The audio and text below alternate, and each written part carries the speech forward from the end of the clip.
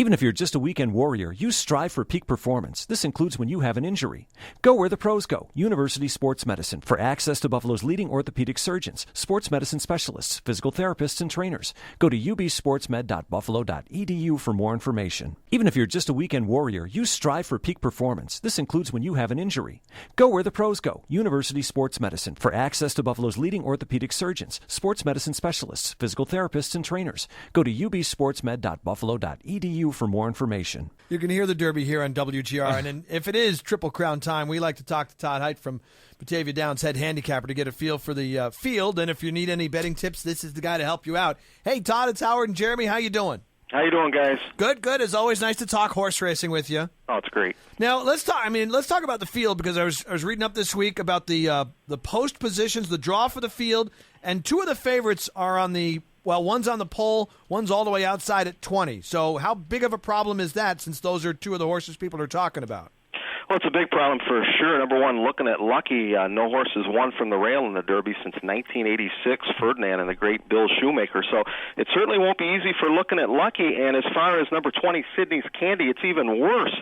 Only two horses ever have won the Derby from post 20. Big Brown did it a couple years ago, but he was much the best, and I'm not so sure Sydney's Candy is much the best. So I think I like looking at Lucky a little bit more than Sydney's Candy. I think Sydney's Candy is going to have a real problem on Saturday. So you think people should stay away from betting those two horses, even though they, last time I checked, I did not check today, they were the odds-on favorites?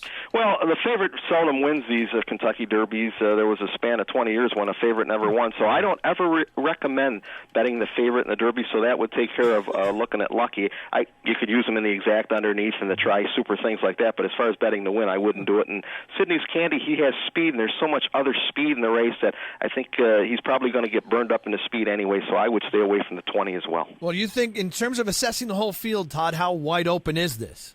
Well, the best horse, Escandrea, is not running. He hurt his leg a week ago. He was crushing these horses.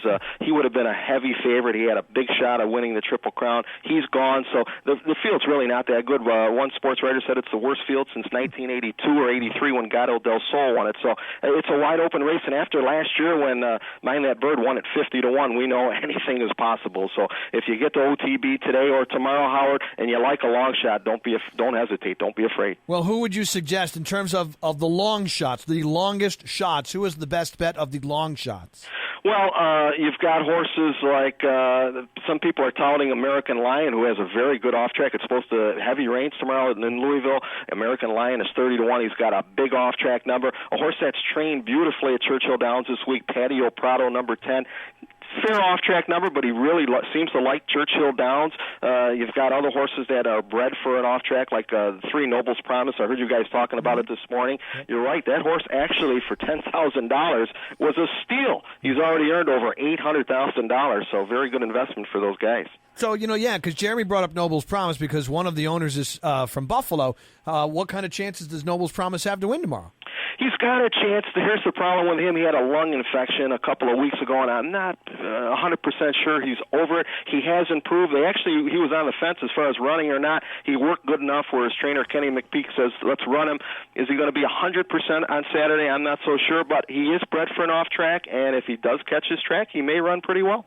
Now, you mentioned before we get to your betting advice, the weather conditions. They're calling for a rain. It could be a pretty sloppy track. Does that favor anybody in particular, or what kind of role could that play? Well, it all depends when it starts raining. If it starts raining early in the day and the water has time to seep into the track and it becomes that gooey, sloppy mess, then it's going to favor the closers. If it starts raining maybe an hour before post time and the water's settling right on the top of the track, it becomes very, very speed favoring and horses just glide over, and that would help out the speed horses. So it really, I can't really tell you. It all depends when the rain starts falling and really how much. All right, the all-important advice to those listening this morning that are venturing out to place some money down on the Derby, what do you want to tell them?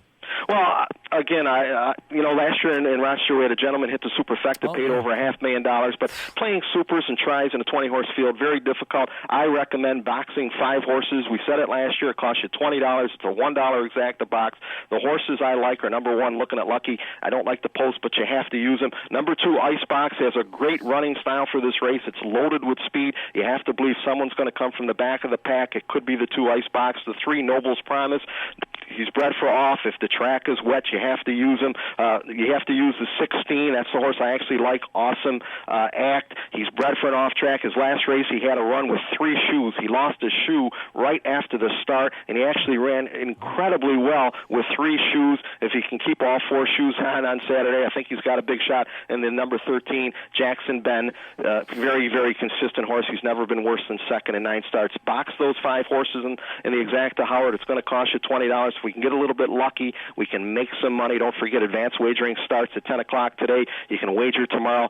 Branches open. All OTB branches open at 10 o'clock tomorrow. There'll be drawings all afternoon long for T-shirts, mid-julep glasses. It's a great day. Post time 6:24. Howard, you got to be in it to win it. Somebody won a lot of money last year. It can be you this year. Well, you give me that $500,000 and we're in. That's incredible. He spent $4 to hit that too, Howard. He spent $4. Wow. He won a ton of money. See, now that's where I live. I don't want to spend a lot. I just want to make a lot. I'm like you, buddy. All right. Well, Todd, as always, thank you very much. We appreciate your insight on the Derby and enjoy the weekend and the race. Have a great day.